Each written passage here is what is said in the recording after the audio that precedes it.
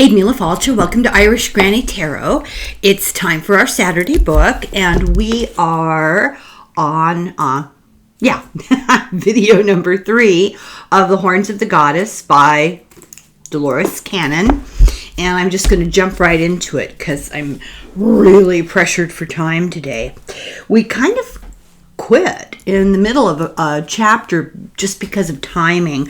So very quickly, I'll just tell you that Cannon was being told by her subject under trance that the church was suppressing the ancient knowledge, that it's been successful in doing that, but they've always been able to pass it on secretly. There was a lot more knowledge, physical and mental knowledge, among abilities and stuff amongst the people, and they said it's hard for them to pretend to be ignorant, but they do. And Cannon said it must be hard to not just say I don't believe in what you're doing to the church. And then they moved on to a different part of the conversation, which is why we stopped there. So this is picking up where we left off. Cannon is told that the phases of the moon are important, which is interesting given that, the eclipse, etc. And that the rituals have to be done correctly during the proper phases of the moon to not be in opposition to where the moon energy is.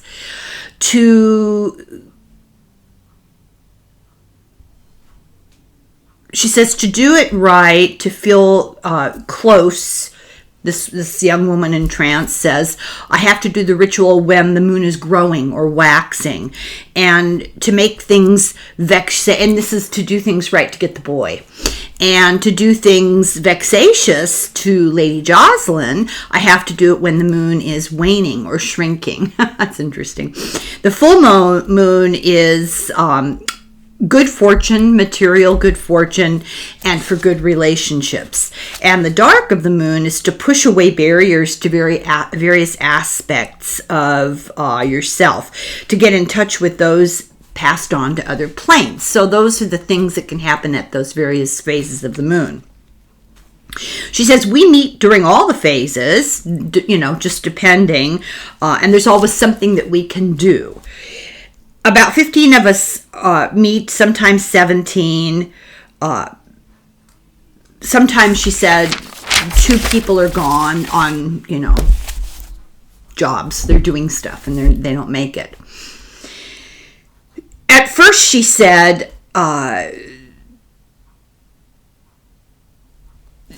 Cannon says, at first, we thought you, doing these trances, we thought you were a spirit that had passed away because people reincarnate. And the woman in trance, I forget her name, we'll get to it soon enough, Arana or something, said to Cannon, we thought you were a spirit because we did, so they were communicating with each other. It's interesting. She says, we understand that people reincarnate. We thought you were some sort of soul between lives, they say to Cannon. And we were surprised that you're still in a body now. They're really not, they're talking about the woman in trance. Because you could contact us and you've passed the test that we gave you, you're a follower of the goddess in your subconscious, whether you know it or not. You think you follow the patriarchal god, they said to her, but not really. Deep down, you follow the goddess. And Cannon says, well, I'm just a searcher for knowledge. And the answer to that was, that makes you a follower of the goddess. Seeking the secrets of the universe and making them plain for all to see is when you become a follower of the goddess. We see you and your intentions in your mind, and we talk to you in your head, whether you know it or not. Most people are not aware of various aspects of themselves. So, our subconscious, etc. Cannon asks her, can we know the rituals to pass them on in case they do get completely lost? And she's told that she is in contact with others that belong to the goddess, and they do have the rituals. Cannon says some people today, for example, wear pentagrams, and like she's referring to Wiccans, and the answer is that's good. That's a sign that the church is withering. We don't dare wear signs during our time, but we have gestures, and she describes some hand gestures that Cannon said look like gang signs, and one looks like the horns of the goddess, and I'm assuming they do this. This is the crescent moon is actually, and no matter what you hear, it's rock and roll, it's sign of the devil, blah, blah, blah. Originally, this was a sign of the goddess, the moon, crescent moon. Canon says today we call it the horns of the devil. And the answer is that's the church at work again to scare people. Canon says, do you wear a cross? And the response, disgusted, is the priests do. It's superstitious. Farmers will do it to make one out of sticks and put it in their field to protect their fields from the devil or the vampire. Vampires, they fear that creatures will steal their soul. Vampires are a church invention of a spirit imprisoned in a body that needs to drink blood to stay in the body and refuses to evolve. Spirits must move on to the next step of development. They don't get to choose. I mean, not forever. And, sorry, I think I'm going to sneeze. The church uses this to increase fear in people. The talk of vampires. Chapter 7, Talk to the Animals, May 20th, 1986. Estelle, that's right, her name. Estelle is in the stables trying to avoid Jocelyn because Jocelyn beats her with a brush every time a suitor turns Jocelyn down. Oh, she's lovely.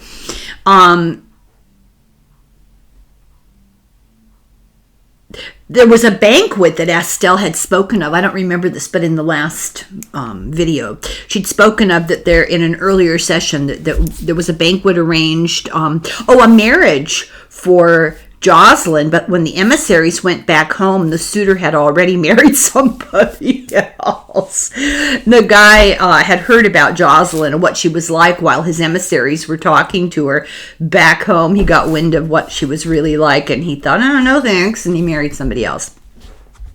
Jocelyn pitched a fit by being turned down. Then she was turned down by Rolf again. Then she found Rolf with Estelle, and she left really quickly from that moment, but later in the day she requested that Estelle bring her meal to a remote room, and when she got her in there, she beat her. Estelle hides from her in the stable where it's peaceful, and Jocelyn doesn't like horses, doesn't like to ride, so she doesn't go there. Estelle listens to the horses talk to each other. She says, you can do this if you're of a like mind with the goddess. You hear the usual horse noises, but they're words in your head. They even talk gossip about the people that the horses see and encounter.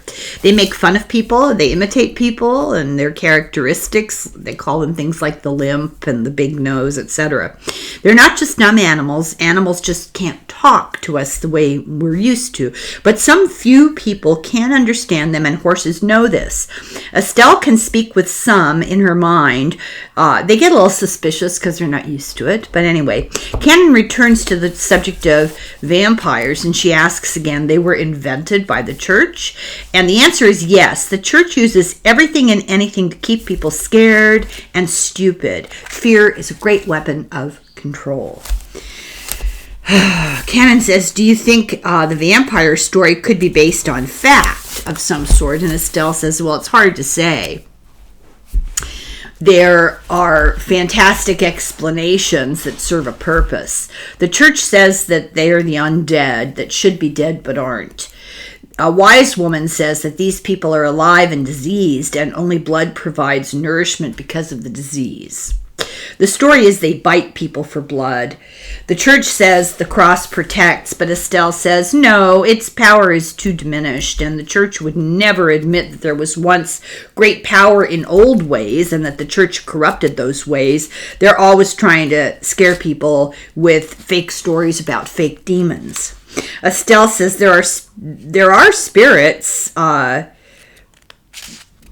there? I mean, you mean there's no angels, there's no demons, and the church uses numbers that don't reflect nature. So I guess there was no real reply to that, and we'll have to draw our own conclusions as we move along. So the subject gets changed. Frequently, they jump from subject to subject between one sentence and the next. So if this sounds a little disconnected, it is. So she's told the church uses numbers that don't reflect in nature. I wrote in the margin, nonsense, meaning what's being discussed is nonsense. And I don't remember if it's nonsense meaning I didn't understand it, or if it's nonsense meaning what she's being told the people believe is nonsense. Let's find out. The number 7 represents the realms of heaven. The number 13 represents the divisions of hell. Okay, that's what I meant. This is crazy talk. The church doesn't agree with its own self about angels. Are they big? Are they small? Are they spirits? Do they have wings? So really, this answer is connected to Dolores' question about demons and angels. She said, there are beings from the other side. They don't need physical manifestations. So all of this is ridiculous and made up. Wings, who cares? Can they fly? Who cares? Those terms don't even apply. The church says angels keep us safe from demons, who are the imps of Satan. So Canon wants to change the subject and takes her to a new day. And Estelle says she's at a banquet with music. She said, I've done my job. I've brought in the food. There's a traveling company of musicians, 6 or 7 of them. She describes instruments that you blow in and some with strings. The music is sprightly. The entertainers tell jokes. There's much fun as the banquet goes along. They make the jester jokers make fun of the rich people. They make fun of Jocelyn. She stomps off, kind of like Trump at the what is it, the reporters, the journalists, American journalists, big banquet they have every year. He couldn't take it. He never showed up again. They had made the same fun of other people who just laughed along with the joke. There's some singing new songs. Other entertainment was planned after they sent the women away. The rumor this involves, and I put ... adult displays. They eat meat and bread, stuffings of vegetables and stuff, many sweets. Honey is too rare, so not many sweets because honey is too rare. There's a little salt from trading with a peddler. It's used for preserving meat. It's not usually served at the table. They also preserve meat by coating it with wax. It will keep for days if the weather's cold with wax on it. Ew. They eat mostly root vegetables, many fruits. They preserve them with brandy, and they eat the fruit, and then they filter the brandy. That's like you get a cherry cordial, like a liqueur.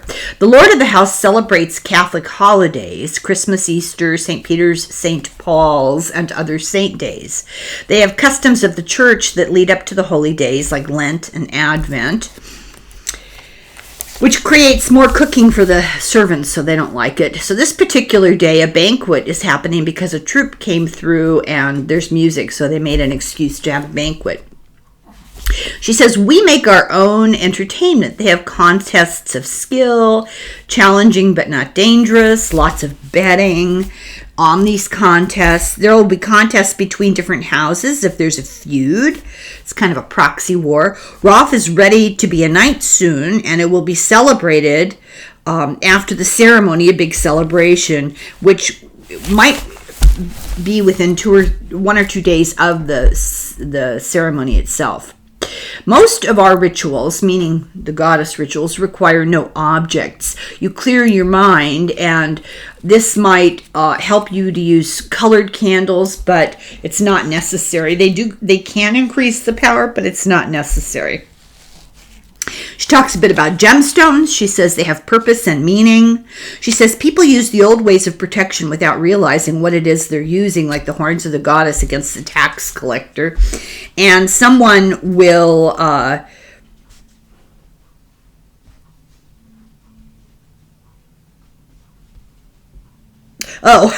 someone will spit over their shoulder to drive away negative influences. I always go, it's Malocchio, the evil eye.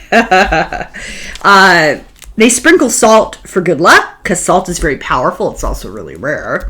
Nobles get the gems because they're pretty. They don't realize the power, but the poorer people in the country realize the significance. Estelle doesn't know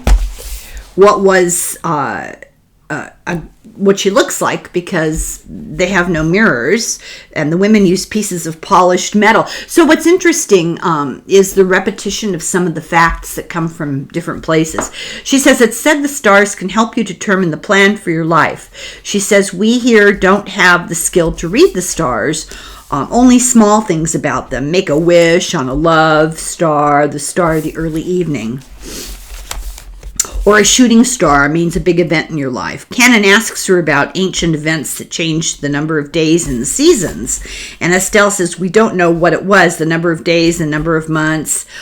We go by the seasons themselves, the crops and the weather, the changing hours of the day. She says the air was poisoned eventually. By clearing fields, but then it would clean out again. And that it was a difficult time for everybody at one point. So she's remembering some atmospheric change. She says there used to be the same number of days in a month. There used to be 13 months, and all months had the same basic name in every language. That's interesting. Hallows Eve is the harvest month, October. Lammas is February. Beltane is April, sometimes May. High summer is June. The Lord has a calendar, but this is what they go by. This is a different calendar. Because we have to be secret and pass information on by mouth, much has been lost. There's a legend that their religion began as a gift from the earth goddess to make her children happy and to grow up. The trouble only began with the start of the Christian church. There's a story that men and animals at one point were able to communicate with each other. Most stories are to teach children lessons or to teach them a ritual, and they're just made up, and it's important to remember that. The Lord is okay, she said. He always allows banquets. There are worse lords, is how she puts it. But the servants suspect that he does weird rituals in his rooms with bad intent. And the goal of that is to increase his money. And if you do rituals selfishly, it will rebound on you later. If you think only of yourself and you do rituals to benefit yourself, it's going to come back and haunt you. The church leaves him alone. They know he does this, but he's no threat to their power because he gives them money, so they don't say anything. He does it alone almost every night. She suspects that Lady Jocelyn does some stuff too, but she's doing it all wrong and messing it up. So, Chapter 8, The Little People. This session was June 3rd, 1986. In trance, Estelle once again is contacted. She says she's in Flanders with an old lady, Grendel, a wise woman, old enough to be a great-grandmother. They live in a cottage nearby. She lives in a cottage nearby. Estelle is there to get an answer for a question. How to take advantage of the rainbow, because the colors in the rainbow have magical properties. And if you remember at some point, I think it's this book, maybe it's another book, I don't know. I don't know where I know anything from anymore. The rainbow that Noah saw was actually not the real sign of renewal and promise of no more stuff in the future. It was really represented without, it was like the real message was hidden in the rainbow because of the shape. The real message was the crescent moon of the goddess. Anyway, and it's true that the rainbow colors have different significance. So can you use the rainbow, she says, can you use all the colors at one time? Is there a ritual that's effective? And Estelle said you need a rainbow the way certain people use different phases of the moon. The rainbow could be used for meditation. There's a ritual done in the presence of a rainbow that lets you see unicorns and little people. Both are magical. Little people, unicorns, they're protected by spells. We don't see them. The little people have powerful rituals of protection because they've been persecuted for centuries. They're afraid of real, human people. They're not afraid of people in harmony with the Earth Mother. They're afraid of the other people. They look like us, only a bit darker. They're small in proportion. They rarely see them, and we never see their children. They have given their children extra spells of protection to keep them out of sight. There are many different groups with different purposes in life and different types of elves. So, example, there are white ladies. I thought this was really interesting because I live someplace that tends to get a lot of fog and it hangs low. In the fields, they have the power with the wind. These white ladies, they hang in the fields. They can call up storms.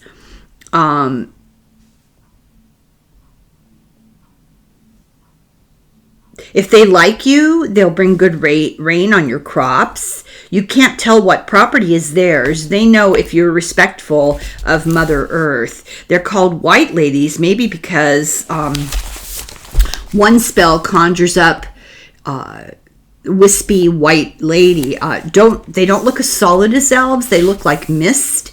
And when they're angry, they can get as tall as the trees, but they're misty. She says that they get dissipated by wind. And what you see is not how they really look. They're small like other elves. This is just how they manifest. My husband and I had a very weird experience a couple of years ago. We're very far north and we were supposed to be able to see the northern lights. So we put camp chairs in the driveway in the middle of the night and went outside at the time that you were supposed to be able to see it. And we were looking in the sky. And maybe we saw something. We weren't entirely sure. We were watching and watching. Suddenly, this thing floated by. And this was like a small wedding veil. That kind of see-through white fabric. Like very, very, very light chiffon or something. And it was, I don't know, maybe the size of a tablecloth. And it came from where the northern lights would be. But it was at rooftop. It was just above our neighbor's roof and our roof. And it kind of floated like this. And it went by us. I mean, it wasn't a bird. And we're not stupid or unstable, and my husband is not, he's not against any of these concepts, but he's not into them. He doesn't pursue them. So we're watching this thing sort of floating, wispy, floating by, and it went over the neighbor's house, and it went over our house, and it just quietly disappeared. I have no idea. Maybe it was a white lady. I don't know. Now, we're talking about elves. Let's move on. The field elves, they take care of the crops, the dirt, the seeds. There's all different kinds. They're all related, but they're all different kinds. Ground elves, another word for them is gnomes. They protect wildlife. Sometimes they're in the mines. Elves are mischievous. House elves can do things like throw plates, slam a door, levitate stuff. In a house that's in accord with Mother Earth, they keep things humming along, working well.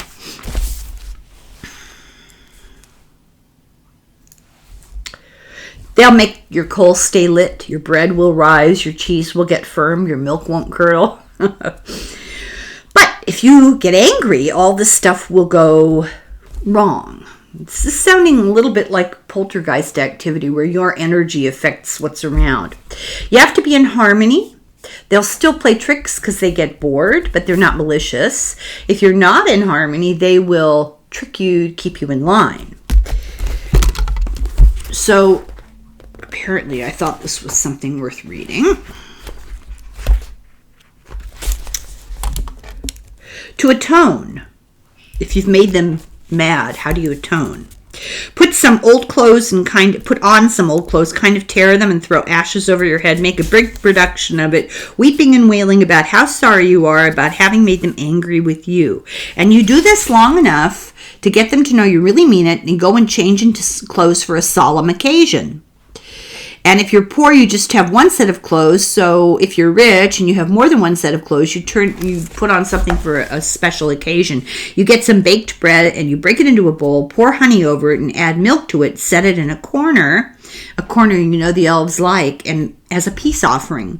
Say how sorry you were that you offended them, that you'll try not to offend them again, and would they please stay and live there and be friends. It is supposed to work. They really don't mean any harm. They just do these little mischievous things, she said. If they hurt you for a good reason, like throwing a plate or something. They'll like throw a plate to stop somebody who's a bad hunter. They all look alike without clothes on, but clothes denote the job they do. And the purpose for this is to blend into whatever job it is they do. So in the woods, they'll be wearing something brown. In the fields, green and gold. The white ladies in gray or blue or white in the mist. The house elves wear bright red. Gnomes wear darker colors, like dark red, dark green, but they always wear a bright hat that contrasts. And the reason they do this is vanity. And there are many types, and they're global. There are also water sprites, and they help to keep the water clean. They care for fish and plants. They'll affect drinking water of the house. And keep in mind, we're talking about a really long time ago, so some of this stuff might be slightly different. They had water, standing water that they stored, There are longer-limbed elves with blonde hair that kind of look Caucasian. They wear water plants woven as clothes. They're almost see-through, the elves themselves. There are no fairies, so to speak. There are the fae. They're the cousins of elves. They're very small. They live in flower fields, and they do fly, and the stories are the same, but they're really technically called fae. The unicorns are real, but they're heavily protected. They're a magical part of the earth spirit. They have much undisciplined magic, but they always use it for good. They aren't white, like you always see white unicorns. They're not white.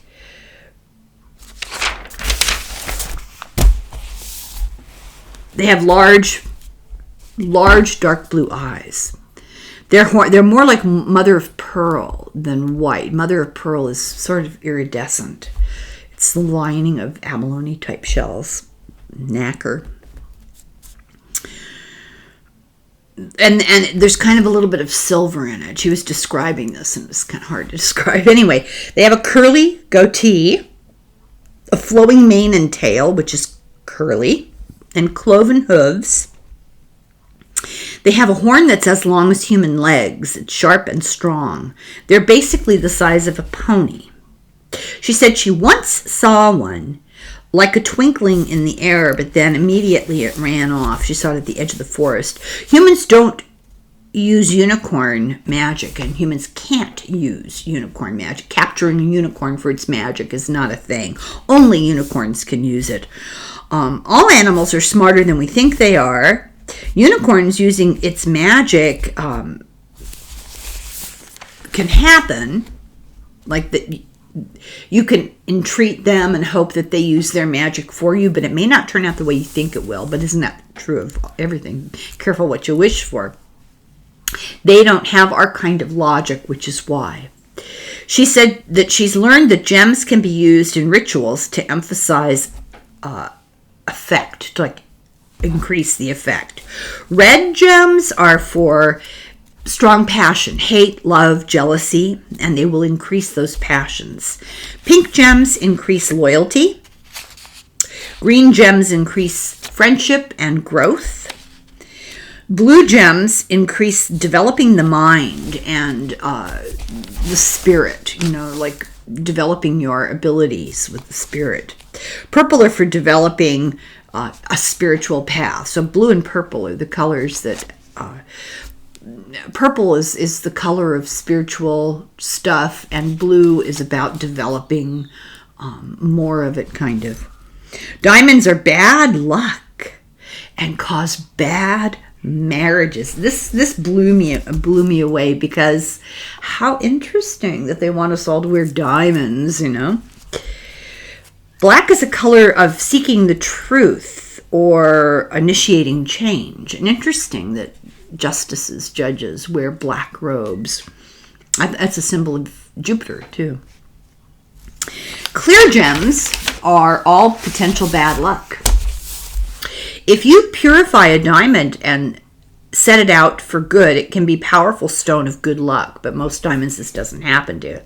Canon shows her a ring, which is silver with a raised pentacle with 7 knobs of silver, and she's told it's a good amulet. Silver contacts the higher planes.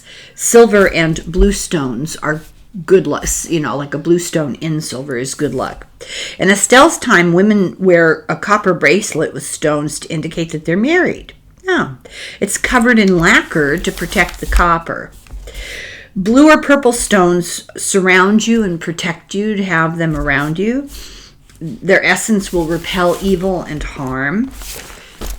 The protection of a black stone cuts through the heart of things to see the truth and to recognize harm.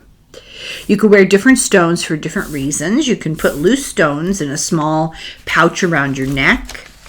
Then and now the rich wear gems and don't know what they mean, she said. But you have to know the purpose. The stone will know that you know. So if the stone knows that you know what the stone is for, then the stone will work.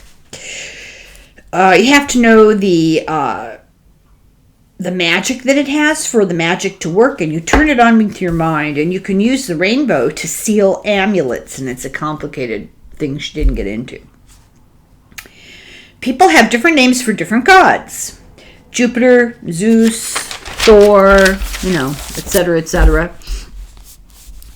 And then they agree to discuss signs and symbols. So chapter 9 is signs and symbols, which happens June 10th, 1986. And Estelle finds herself under an oak tree trying to calm her thoughts in the quiet from the others' bad moods. She says she will imagine she's riding a unicorn up to a rainbow, and when they come down the other side, it's to her heart's desire. And she says this is the way to travel with the mind. So, daydreaming, basically, in a sort of self-hypnotic state. There are symbols for everything, but they have to be used on the right day of the week.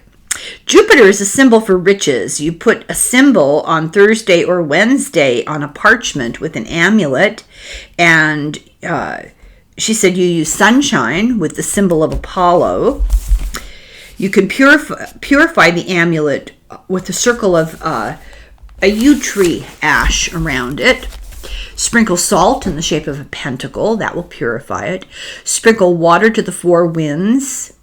Say the appropriate words, whatever they are, and let it sit until a certain day, and then, open up, go back to it and take it out on that lucky day. Purifying an amulet to get money takes 6 days. So the horns of the goddess are the symbol of love. The morning star is a symbol of love. And if you want to do something about love, you start on a Friday and complete it on a Sunday. Canon shows her the symbols on an astrology chart, and she recognizes most of them as symbols from planets, but not all of them, which, that's not surprising. She says the zodiac signs are actually old signs of the seasons. She says, there's more symbols you don't have here. There's some way more complicated that are used to call the spirits. And actually, a lot of these complicated symbols are combinations of symbols. It's called a sigil. And you see them today, like fraternal orders, like the Masons and stuff. They'll have these complicated seals with all these different shapes inside of them. Money has a lot of that. She says some alchemists have turned metal into gold. You need spiritual development, and the Inquisition put a stop to it. It's temporary. The gold reverts back to whatever metal it originally was. Selfish people who crave gold cannot have enough. They're never happy. She says, we fear that the Lord does alchemy and dark work in his tower. Intention is everything. She tells the story of a love ritual that uses hand gestures like swans, and she shows Canon these gestures. She says, Roth is going to be leaving soon to become a knight. He has no desire to get married ever. And Estelle says that I must find someone else so that I won't be alone. And she's kind of sad. Canon moves her to a day in the future, and she says, I'm getting married. Roth left. I would never see him again. Then this new man came to work with the horses, and he had similar life experiences. We could talk with each other. We felt comfortable. We found out that he was actually one of the people who believed in the goddess, that the Inquisition had taken his wife and tortured her. She was pregnant at the time, and they were going to come after him next, so he left. He fled. She says, we all have two names, speaking of in her times, the poor people. The outside name that others hear, and the inside name that's for those of us who honor the goddess. So his name is Gundavar, and her name is Estelle. Those are the outside names. She won't tell what her religious name is. So finally, Canon talks her into it, and her name is Shara, the follower of the star goddess. She says her inside names contain power during rituals. Children only have outside names until we see their personality and their characteristics, and they usually give their inside names, their kind of religious names, at their primary initiation around 7. They're tested and questioned. They have to be really good at keeping secrets. So she got married at about 23, which is sort of old. Most people get married at 16, she said. Chapter 10. I was going to say something snarky about Arkansas, where Dolores lives, but I won't. Chapter 10, Legends and Stories, June 19th, 1986. Finds Estelle at home in front of a fireplace. She's been married 5 years, and she describes her home, a big room, a kitchen with a big fireplace for heating and cooking, and on the other end of the same room is a bed, which has ropes on a frame. Oh, she's pregnant with baby number 4. She had a girl, a boy, and a girl. Number 4 will be a girl.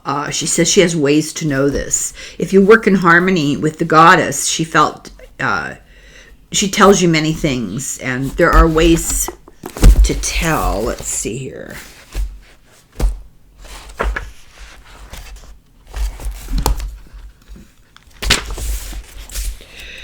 You can take a small pebble with a hole in it and a pebble or a coin. You tie a thread around it where it'll swing. People do this with pendulums. And the thread that you tie to it should be the distance from your wrist to the inside of your elbow. Pick it up with whichever hand is more comfortable. And you let it hang over the top of the wrist of the other hand with about a 4-finger span distance between the two. The outside of the wrist, you have your hand resting on your knee or something like that. You hold it there and relax and think about the baby. You have to be pregnant when you do this. You think about your baby, and if it's a girl, it'll swing in a circle to the right. And if it's a boy, it'll swing in a circle to the left, or it'll swing back and forth.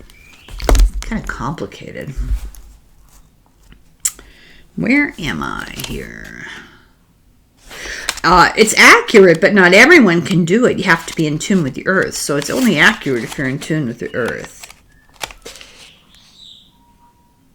She said she knows this one guy in their group who's really good at witching for water, dowsing. Her house is still on the grounds of the big house that she used to work in the kitchen. Her husband works for the Lord. And she said, we did rituals so that I could stay home and have children. They, made it happen magically. Otherwise, I would have to return to the kitchen. Lady Jocelyn is an old maid at 32, but she doesn't feel sorry for her, so she's brought it on herself. Fate spins the yarn of life, and your actions determine the weave. I love that. So whatever happens, you bring upon yourself in this life or another. We believe in many lives. The church says this is heretical, and she's talking about the goddess religion, she and her husband specifically. The church used to teach this. They took it out. And because if you have more than one life, the threat of the priests are not effective. You're going to roast in hell forever. It doesn't matter if you're going to reincarnate. If you think you have only one chance, you're easier to control. They do this to keep power. She said she would have respect for them if they taught the old ways, and respect is the real power. The Inquisition has moved on to focus on other areas of the country, so for at the moment they're a little bit easier. And then Canon asks her a really interesting question. How come you didn't get pregnant with Roth? And Estelle says there are ways to be in harmony with Mother Earth that can determine if or when you get pregnant. It's a mental technique, and you need to start practicing when you're young how to do this mental technique. You go to a grove at night with hair of your lover's head, and you have an egg, and in this ritual you tell the powers that be that even though you and your lover are united together in love, and she says, I'm not going to go into detail and tell you what we do, but you break the egg and smash it on the ground, symbolizing nothing coming of the union. A hair and an egg, it seems sort of DNA symbolic somehow.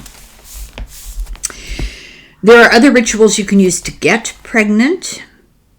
She says the Lord is still locking himself in tower rooms, and they finally had to lock him in from the outside because he started to become caught between two worlds. He was mad at a neighbor, and he called down a storm, and he overspent himself, is how she put it, and lost control of the forces that he was playing with, and he's strange now.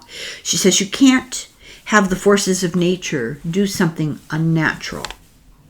The Lord's rituals were man-centered, not goddess-centered, and then they backfired. It was more power than he could handle. Now they're just waiting for him to die. They've got him locked up in the tower, waiting for him to die. She says you can't use forces in the wrong way for personal gain. Her husband cares for the horses and also is now a chief armorer. Canon asks for a legend of how her goddess religion began. She's told in the beginning, all were in harmony with Mother Earth and the goddess and nature. And over a very long period of time, the Christian church came and grew and got very powerful. She says, we teach our children the Christian church is the saddle, but our religion is the horse. They think the saddle is in control, but the horse lets the saddle think that for the time being. Or our religion is the grass growing strong in the sun in harmony. Christianity is the grasshopper jumping around looking for ways to occupy itself. How she teaches phases of the moon. The new moon is in winter and the full moon is in summer.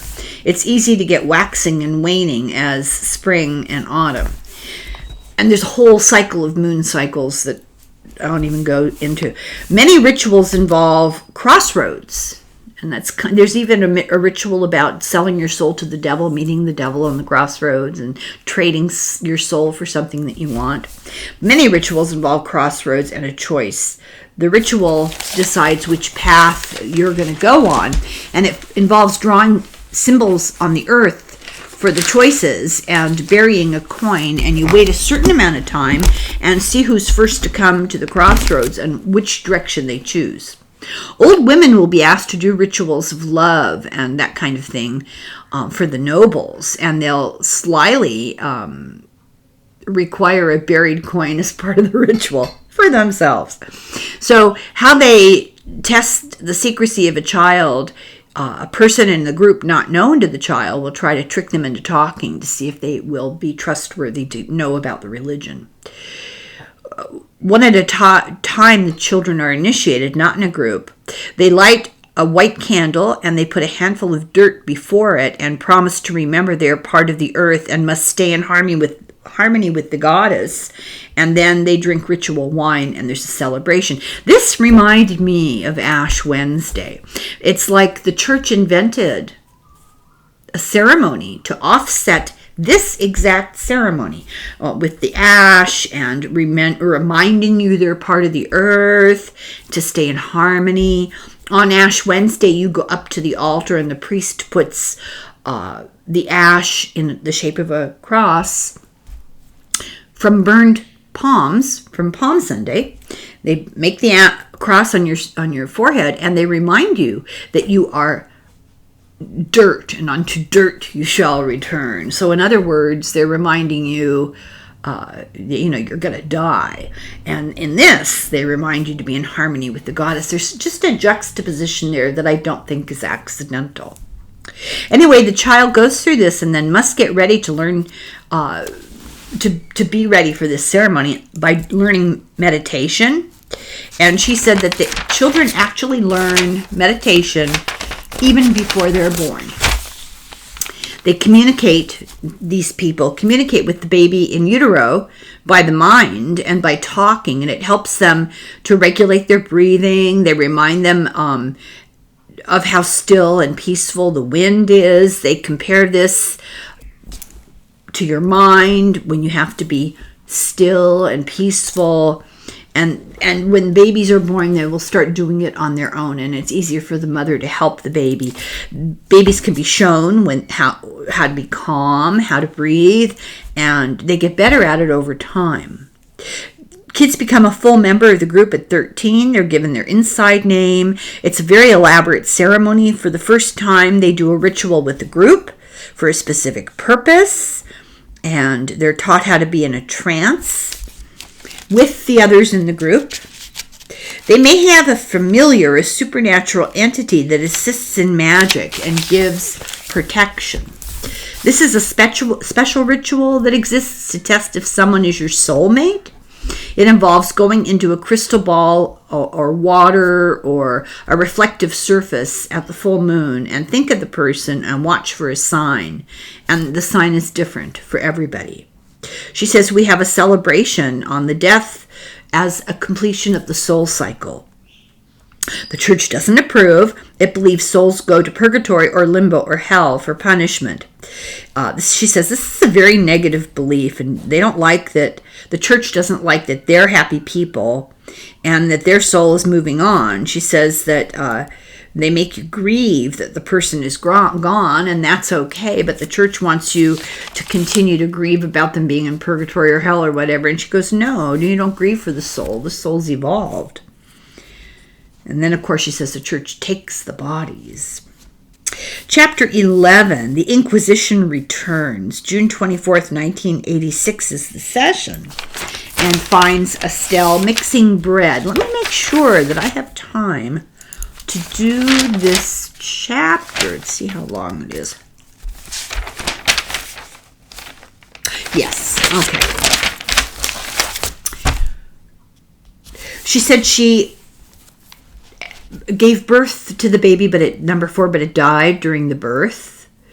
And the plague came. It was kind of a respiratory disease. They called things the plague all the time. And it killed 2 of her other children. Then she had baby number 5, so she has 2 living children right now. She says it's very common for children and babies to die, so they have many because the sons go off to war and die in the war. She says now she's 37 and she can stay home because she says, I weave lacy things of beauty. I use a small loom tied to a wall and a chair. She also describes something that sounds like crocheting. She says it's difficult in winter because her hands are cold. She says the Lord finally had to be tied to the bed. His son ordered it to happen, that he was hallucinating. Finally, someone put him out of his misery with a poison drink, and his family was involved in this. Lady Jocelyn got more extreme with her temper, which was a different sort of insanity. She got so violent, they walled her up, I forgot about this, in a small cell and passed in food, and that was it. She stayed there. Before that, she would not normally scream and attack people, but she got to the point where she lost all control and they had to lock her up to protect others. At night, she says you could hear her screaming. It echoes. When she dies, her restless spirit will haunt the castle, palace, whatever. But the Lord didn't attack people violently. He was more stealthy about it. But he wanted to die. It shows that you can't work with powers if you don't know what you're doing or if you have evil intent. So the new Lord, the Sun, has the whole entire tower walled off because of the bad juju. The Inquisition is back. New lords came to visit, and not to do normal guest things, but to nose around and ask questions, and they were really priests disguised as lords. Canon wanted nothing to do with this, so she moved Estelle ahead, and Estelle says she's just taking bread out of the oven, and there's a knock on the door, and was one of these strange lords fishing for information. He pretends to be dumb, pretends to be slightly touched, is how Estelle puts it. He's angry because he knows she heals people. She knows he knows. And he rips at her clothes and beats her. Cannon has to calm her down, reminds her she's safe, reminds her she can remember but not feel anything and be calm. This guy threatens her with a hot fire rod, and she describes floating above her body and watching, and describes this really sick, violent attack, and this priest in disguise actually enjoying it. He's working for the Inquisition. He's a sadist. He strikes her and crushes her windpipe, and she dies, and he leaves. Nobody's seen this happen. Her husband discovers her body, but he doesn't take revenge. What happens is the goddess group, lures this guy into the forest far from others, and they had to resort to putting him in a situation of pain to get him to talk, and he admitted he was part of the Inquisition, and it became obvious he actually liked doing this sort of torturing stuff, and they knew they had to get rid of him to protect everybody else and protect their secrecy. So they did, and they buried him in his grave and hid it with spells. She said it's not like them to use violence, but the only choice they had was to do this to protect the goddess.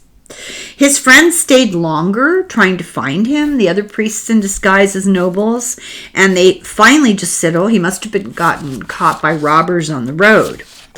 Estelle said because the times okay, I'm sorry, let me rephrase that. Not said, sad. She's sad because the time, her time, really, like her time to live, she got killed too soon. Her time wasn't finished. She had to start the cycle over again, and because of what happened to her, she had no negative karmic effect, but he did. Cannon asks her to look at Brenda. Now, Brenda is Estelle. Brenda is remembering her past life as Estelle. Cannon asks her to look at Brenda's present life and see if any of the same souls are around her in her present life. And she said Rolf was a short-term past boyfriend a long time ago in this life. Gundivar, her husband, was so traumatized by the pain of what happened to her as Estelle that he avoided much, but he's in her life as a guy called John, but he avoids her because he's afraid to act out any kind of karmic connection. But Brenda, Estelle says that Brenda would benefit from knowing that the sooner that gets worked out, the better for him. When Brenda comes out of the trance, there's a red mark on her throat, and she has trouble breathing, and Cannon gives her suggestions to get rid of this, and this is kind of a throwback to her death as Estelle. As is typical, Cannon says, Brenda only remembers baking bread because these sessions fade very quickly, like dreams. They're hard for people in this particular form of hypnosis, somnambulism, to remember much. Okay, I'm going to end here. This is just a really good place to end this number 3 video. And I'll be back to start number 4 soon. And I hope you're enjoying this. It's so funny because time goes by after I've taken notes on these books, and, in one ear, out the other. So sometimes it's like a whole new book. It's kind of cool. Okay, thank you very much for watching, and I'll be back. Slánga Foil and Slánja.